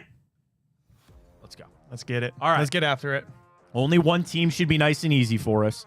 Today's a pivotal day. Pivotal day. Pivotal day. We've got an ace out. We Only still got one Wordle. team. Still got Wordle. Go. Okay. Only one team. Pat Surtain. Okay. The second. The second. That would be one Justin Herbert. Justin. And then Kyler Murray. Kyler. Is he good? I don't know. Is he I actually elite? don't know. I'm sure he's going to Call of Duty, but I don't know. All right, let's open things up here. So obviously Eagles, Carson Wentz doesn't fit any of those other teams. Nick Foles, Might have played Arizona. I wanted to say Arizona for a second, but I didn't know. All right. We got Ryan in studio, by the way. Ryan is here. I don't know if this is cheating or not. This is hello? It is not. It's not. It's not even plugged in, Ryan. Just scream really loud. My mic will pick it up. Okay. Let's see. All right. Chargers, Eagles, Darren Sproles. Chargers, Eagles. Okay. There you go. Darren Sproles. Pull. Done. Okay. Chargers, Chiefs. Chargers, Chiefs. We might have to set that one aside. I felt like I had one to rip right Chargers, there, but I Chiefs, don't. Damn. Melvin Gordon would have been Chargers, Broncos. Yeah, that would have been a good one. Didn't need that. Damn. Okay. Broncos. How about Zach Ertz right here? Zach Ertz, good fill. Good fill on Zach Ertz. Very well done. Yes. Okay. All right. Cardinals Chiefs. Cardinals Chiefs. Cardinals Chiefs. Oh, DeAndre Hopkins. Yeah, DeAndre Hopkins. Yep. Cool. Okay. Yeah, that'd be nice to ace that one out right now. Chargers Chiefs. I was thinking tight ends like Gates doesn't work. Gates doesn't work. Tony Gonzalez doesn't work. No. Phillip Rivers. Think of those running backs like Priest Holmes. Yeah, no. Some of those short little like pass catching backs. DBs. Jerick McKinnon, no. No. Who's that other guy? Even Williams. now. Who was that guy that in the Super Bowl? For the Chargers? Yeah, I don't think he would have worked either. But all right, we're gonna have to move off it. I think Okay. we're gonna have to focus. All right, Broncos Chiefs in division. Bradley Chubb, no. No. I feel like there's got to be. Oh, I want to believe in a quarterback here somewhere. Yeah. Like Chad Henne, I don't think so. Case Chad Henne Keenum. could work here. Does No. Chad Henne work there? I don't think so. Not enough to rip it. I'm thinking enough like who the hell? Chase Daniel, I'm thinking of. Oh, Chase Daniel, yeah. He was terrible. Yeah. Yeah. Let's Now you see. got me thinking Chase Daniel works there, and I just don't know. All right, Broncos quarterbacks. It's not like, okay, Tim Tebow doesn't work. Yeah, Brock Osweiler. Brock Osweiler doesn't work. Simeon. Jake Plummer doesn't work. Right. Jay Cutler doesn't work. Kyle. Oh. Does Kyle Orton not work there? For here? Right here. I believe so. Right there, Kyle Orton. It's got to. Right? I think so. Rip it. Because you went Bear. I feel good. Yeah. That's good. 8%, pretty good too. Good pull. Kyle Orton works there. Okay. Okay. All right. Broncos, Eagles. Not Darius Slay, not James Bradbury. Asante Samuel. Ooh, that's a good pull. I don't think he think was so, in though. Denver. I'm trying to think of that era. Jeremiah Trotter. Here's Julius a deep Thomas. cut. Yeah, Julius Thomas. Takeo Spikes. Ooh. Remember him? Vaguely. Linebacker. I know he played with the Eagles, but I don't think he played in Denver. Yeah, I don't know. It's obviously not Von Miller. It's not Khalil Mack. I don't think he even played in Denver. What am I thinking of?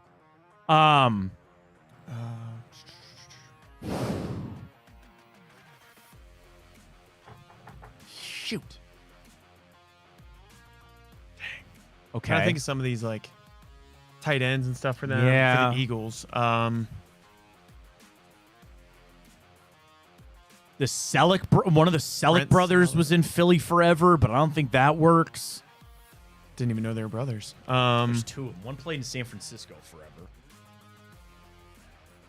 Ow. Deshaun Jackson, T.O. None of those work. Yeah, none of those work. Who are some of those deep Chris threat guys, Carr, you know? no. Like- Oh, shoot. Like Nick Van Ette, former Ohio State tight end. He played in Denver, I think. But I don't know the other side of it. Deuce Staley, like some of those running backs. That's a good cut. That's a good pull, but no. LaShawn McCoy. Shady McCoy, no. Like Philip Lindsay. God, they ran through so many. Like I said, Melvin Gordon. Brian Westbrook. Yeah, no, I don't think. I loved that. Dude. I loved Brian Westbrook. He's so good. Dude, wait. Does Brian Dawkins work? That's whew. Does he not work there? I Brian feel like Dawkins- Ryan, you and I had that one before about Brian Dawkins. I mean, we're kind of getting John down. Lynch, maybe. that? John Lynch, no. Dawkins. No. I like the Dawkins. I kind of like Brian Dawkins. Rip Got anything it. for him? All right. Yeah, rip it. Brian Dawkins. Brian Dawkins. Bang, Nice. All right, bang. nice. All right, 62%. that's a big one. All right, Wow. big one here. Chargers, Okay, Chiefs. okay, All right, okay, we got okay. a little time here. Yep. We got 2.5 minutes. Okay. Okay. My first thought is running back, right? So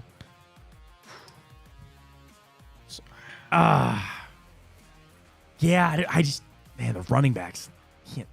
Who is Jamal Charles never played for Len Dawson. Sheesh.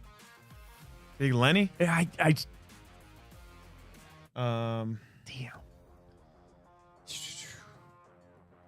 Like Geno Smith, you always forget was with the Chargers, but he was never with the Chiefs. Alex Smith, we know doesn't work. In division's tough. Yeah. How about like DNs? Trent Green.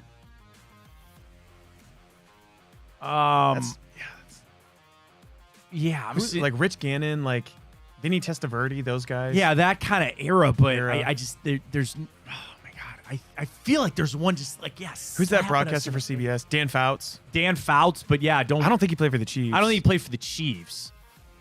Dude,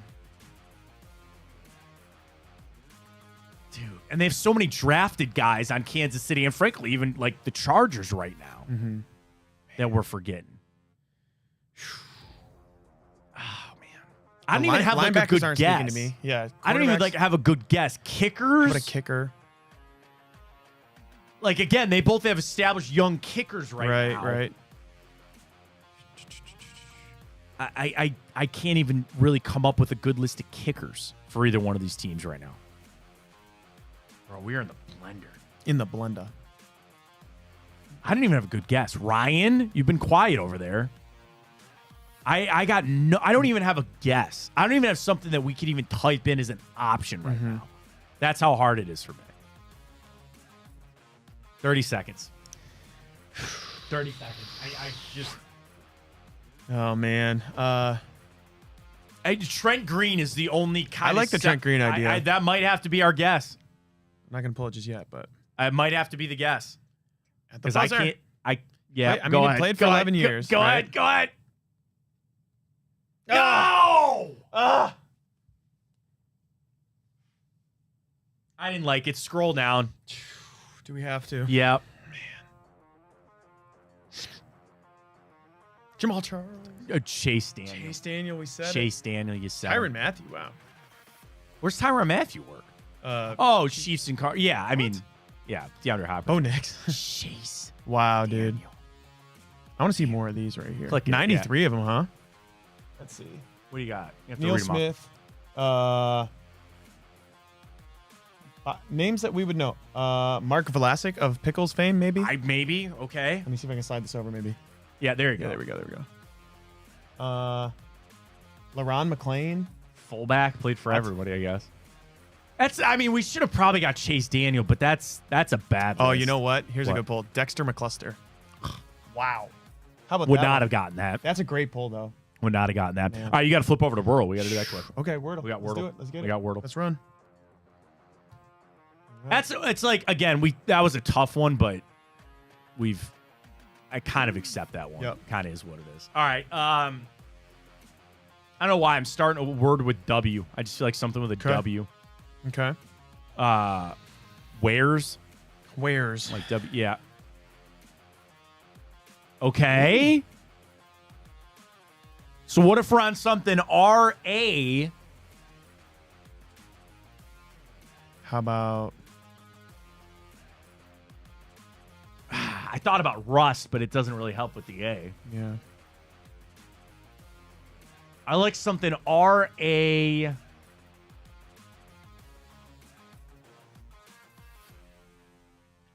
R-A-M? How about like raspy? That's run it. Like it. All right with the Y. So what if it's scary? done?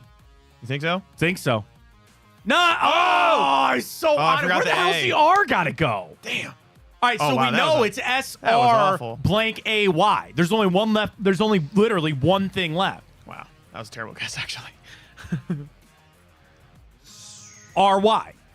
Oh, yeah, S A. A can only go one place. Yep. So it's got to be S A blank R Y. Well, it can't be S-A. Oh no, A's not there. So where's the A got to go? A's got to be the second last before Oh, the Y. okay. It's something Something R. like that. Stray. Maybe? Stray. Nice. Wow. Slow clap. Scary, man. That Slow was brutal. clap. Slow clap. We kept it for tomorrow. We kept it going. Mike goes, you had it yet, Chase Dan? You had it. Sorry, we missed You it hate there. to see it. All right, let's catch our final break of the morning. Come back, rip through timeout, get to the bracket, get you going Thursday night football bets tonight as well. Stay with us.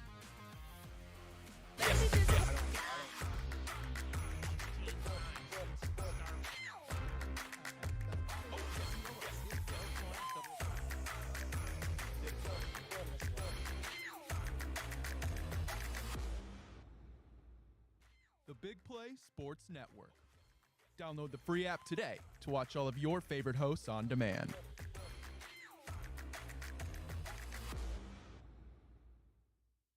I'm Garage Beer, and this is Bobby Carpenter. Garage beer. Beer flavored beer. Beef with an F? Okay, my bad. It's crisp and cool, and it doesn't taste like. I'm Bobby Carpenter. I drink in garages because my wife says I don't belong inside. If you like a cold breeze on your bag, drink Garage Beer. It's American, and so can you. Garage Beer. Beer flavored beer. They're off in the Kentucky Derby as Authentic takes them around the far turn. Tis the Laws making his move now, and they're into the stretch. These two stride for stride. Authentic, tis the Law. Here's the wire. Authentic has won the Kentucky Derby.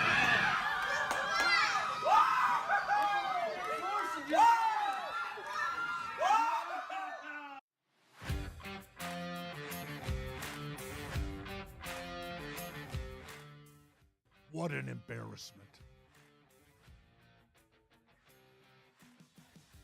A catastrophic embarrassment for Buckeye Nation.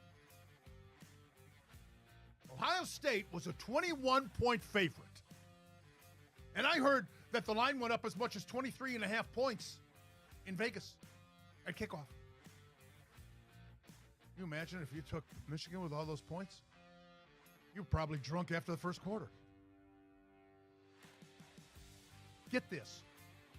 That is the biggest point spread in the rivalry between Michigan and Ohio State since 1978.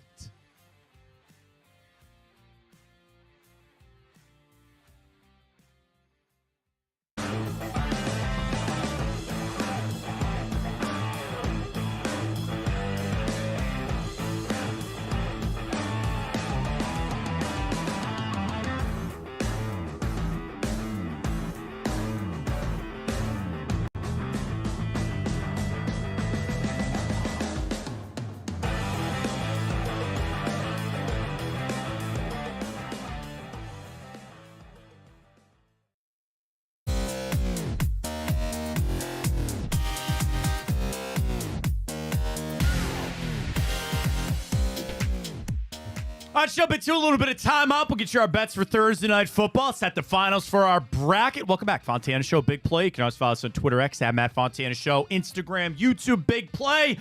Let's get after it. 19th of December already. 2021, Cavs had a COVID outbreak, and they actually told the league they were feared to not have their 8-player minimum for their game against the Atlanta Hawks. The game would eventually be postponed. This day, 2021. This day, 2020, Ohio State beat Northwestern 22-10 in the Big Ten championship game. You remember that? That was when Trey Sermon ran for 331 yards and 2 touchdowns, setting that record. This day, 2020. This day, 1990, Bo Jackson becomes a reserve for the Pro Bowl, being the first player ever elected to an All-Star game in 2 different sports. I think Deion would have been the only one that could have been close, you know? I think so. But even in baseball, he wasn't really that great, but yeah, just on name value alone. sure, probably. Travis Hunter, you think he could do it? Who's that? You think Travis Hunter could do it? What? I Have don't know you if he picked up plays baseball baseball. right now? Yeah, if he picked up baseball, I don't know how good he is. You know how many football players think that they can make the NBA All-Star team? So it's It funny. is staggering. All basketball players think they can play football. All football players think they can play basketball. And want to be basketball And want players, to too. be, truthfully, at the end of the Exactly. day. Absolutely. This day, 1948, the Browns finished an undefeated season and beat the Buffalo Bills 49-7 in the AAFC championship game. How about that? This day, 1917, the NHL opens their very first season. This day, 1871, Albert Jones files the patent for corrugated paperboard, also known as cardboard. Do you know how much cardboard? Like, I think about that now around the holiday season.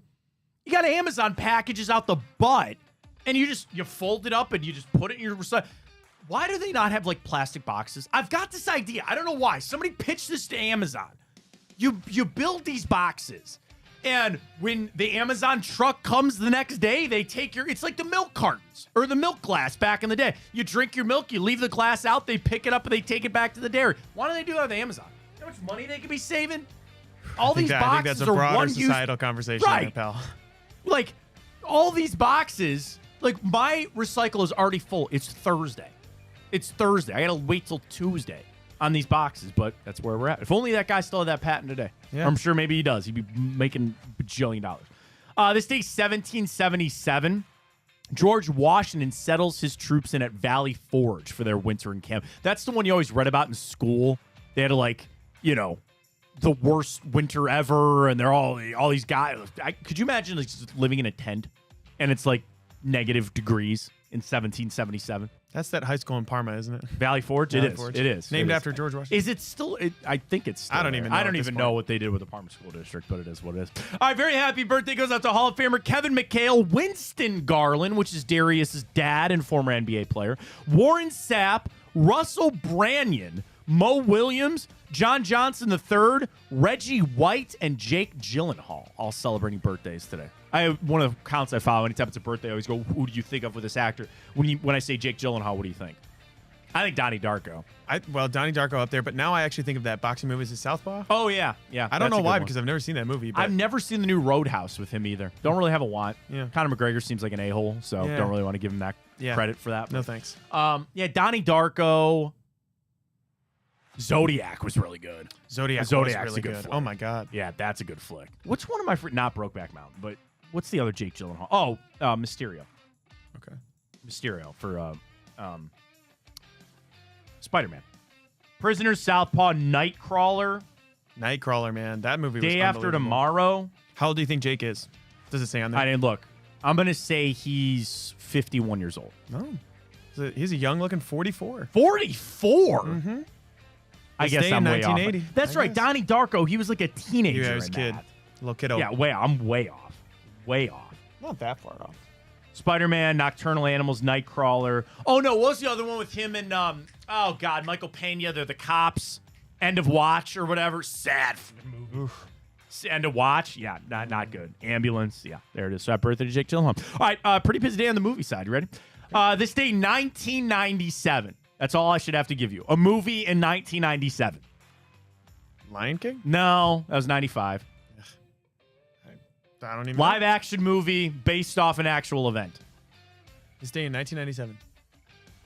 97. Massive. Huge. Huge. Interesting. Huh. At the time, the highest grossing movie of all time. It's been passed. Oh, but it was geez. up there. Wow, I don't even have a frame of reference. at Really? this point. No, I don't If even. she would have just scooted over on the door. Scooted. Oh, Titanic. Titanic oh, is geez. correct. Wow, wow, wow. 1997 Okay. Yeah. Titanic Okay. is correct. All right, I've got two movies on the same day, 1986. We'll start with the one I think you might have a chance to get, but I don't know. This is a war drama film, 1986, with an ensemble cast including a young Ricky Wild Thing Vaughn. Oh, geez. So you know Yeah. Ricky Vaughn is Yeah, yeah. Charlie Sheen. Like Full Metal Jacket? No. I know what movie you're talking about, but Oliver Stone. jeez, man. Ensemble cast: Tom Berenger, Willem Dafoe, Charlie Sheen, Keith David, Kevin Dillon, John C. McGinley, Forrest Whitaker, and I believe one of his first credited roles for Johnny Depp. Wow. A war movie, man. Is it Vietnam era? I mean, Yes. Yeah, see, I've seen this movie. I don't know. You know it. I think I would know it. You're circling Platoon. Platoon is correct. Yeah. All right, another one. I would be floored if you get this one. 1986, same thing. This is a hang on, let me find it. This is a TV movie from 1986, and it stars a young Keanu Reeves, a Drew Barrymore, and a young girl wakes up in the dream and a realm. She has to team up with her family and friends to overthrow the evil villain Barnaby. Jeez. I don't know if you'd ever get this. Have you ever heard of Babes in Toyland? No, I have not. Okay. When I tell you that everybody I watched this as a kid, and I think they even played it for us in school. I've never taken LSD in my life. I imagine that that's what this would be like.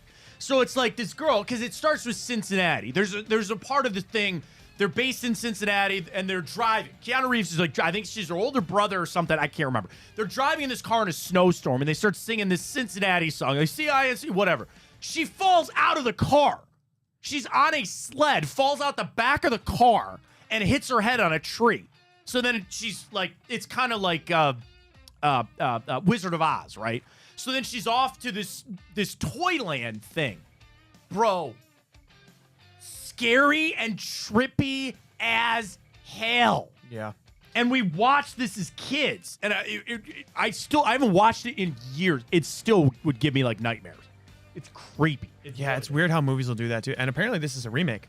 There was like an 1961. original one. This was like a TV movie. I don't even think it was like in theaters. It was like a TV Straight to movie. Netflix. Yeah, something like that. Yeah, straight to Netflix in 1986 or whatever.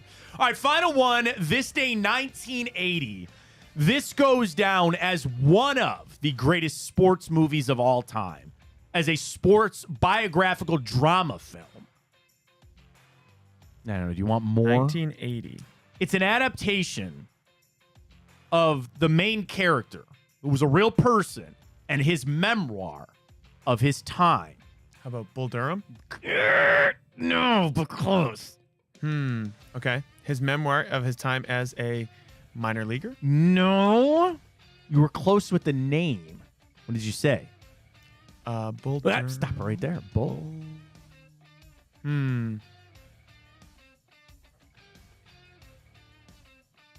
Bull is obviously in the name of this movie. Of course. It's not baseball. It's not baseball. All I can think of is that guy named Bull Connor, but No. Boxing. Yeah.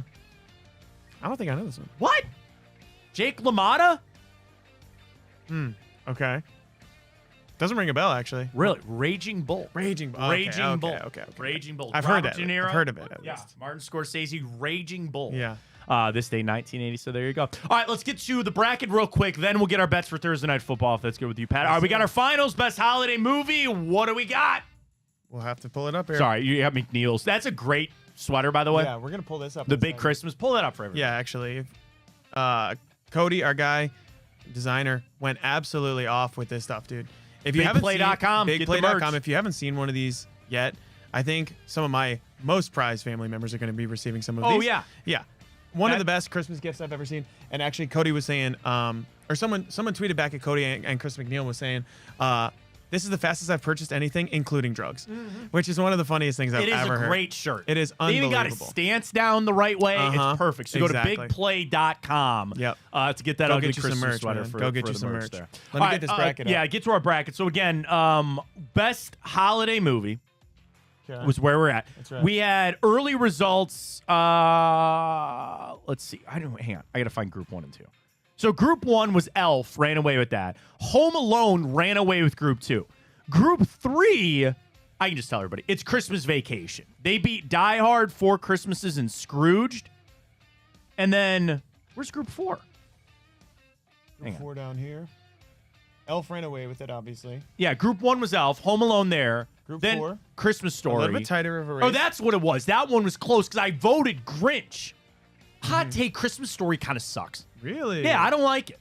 Like, Okay. and I know it's from Cleveland and the house is here Yeah. and the leg lamp and That part's fine. you know, I voted Grinch on that one. So that was the one that I was hoping was going to be close. Like, are you doing the cartoon Grinch or are you doing the? No, we did both of them. Okay. Like my kids love the cartoon one, so it's hard to not lean towards that one. But the Jim Carrey one's fine. Of course. So we left that open. So obviously you got some heavy hitters. I think all number 1 seeds advance. Okay. Elf, Home Alone, Christmas Story, and Christmas Vacation all advance. Wow. So we'll put that out at Matt Fontana Show. Drop us a file there. Let's get after it. Thursday Night Football. Here we go. Chargers, 2.5-point home favorites as they are at home to take on the Denver Broncos. Chargers need it. They are 8-6.